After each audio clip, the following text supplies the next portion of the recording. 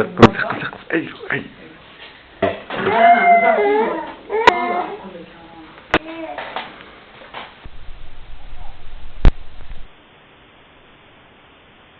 ايوه.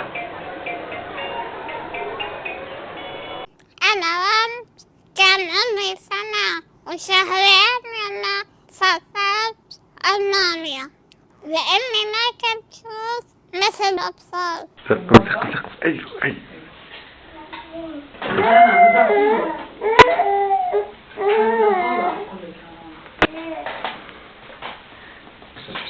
بفضل الله تم إرسالي إلى ألمانيا للعلاج. كانت رحلة كبيرة لحياتي. سافرت مع عائلتي.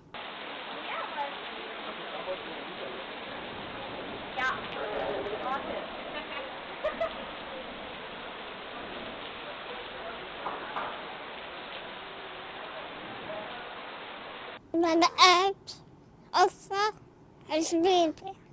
كنت صغيرة جدا، ما كنت أفهم شو عم بصير. انولدت غير مبصرة، وكان لازم أعمل عملية بأسرع وقت. أنا أتأخر بعمل العملية لأنه كان سبب لي على مدى الحياة، وكان لازم نلاقي حل لأقدر أشوف مثل باقي الأطفال.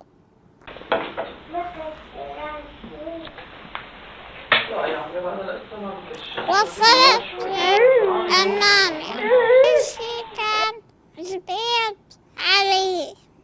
مكان جديد، ناس جدد، لغة مختلفة.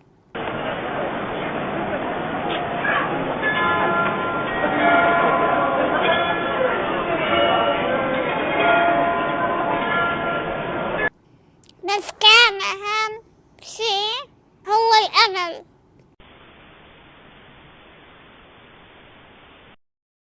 كانت رحلة كبيرة ومهمة جدا في حياتي. أكيد ما كانت سهلة، عشنا لحظات صعبة والخوف من النتيجة، بس كان في ناس دعموني حتى ما استسلم. بدأت رحلة العلاج، وصفات ومراجعات، أيام طويلة. بقيت بألمانيا 6 شهور تقريبا. أكيد كانت أيام مو سهلة أبدا، لكن كان فيها أمل كبير لأرجع أشوف. ما يئسنا ولا يوم. قصتي كانت بداية نور، وأجمل لحظة لما بدأت أشوف الدنيا.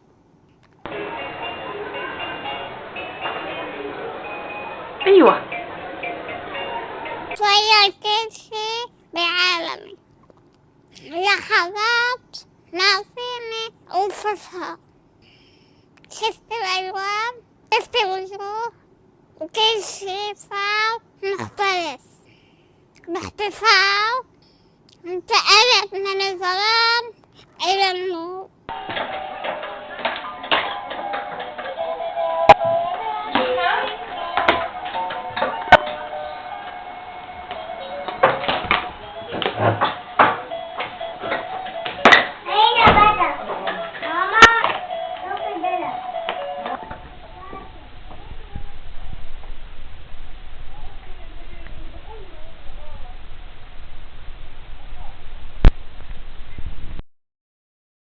حكيت لكم عن بداية قصتي وأنا صغيرة، وفي كتير أشياء ضعفني ما حكيتها، بس قريبا بتشوفوا قصتي مكتملة.